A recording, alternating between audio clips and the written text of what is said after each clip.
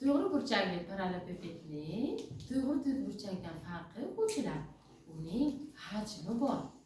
Hajm degani, demak, uning ichki sig'imi hisoblanadi. Buning uchun, demak, uning asoslarining eni, bo'yi hamda balandligi ko'paytiriladi. Hajmni topish formulasini yozamiz. Hop. Hajm teng uning uchala tomonini ko'paytiramiz. A ko'paytirilgan B ko'paytirilgan H, ya'ni balandlikdan iborat bo'ladi o'quvchilar. Xo'p, demak, bu yerda A uning nimasi? Eni. B uning bo'yi. S esa balandligi.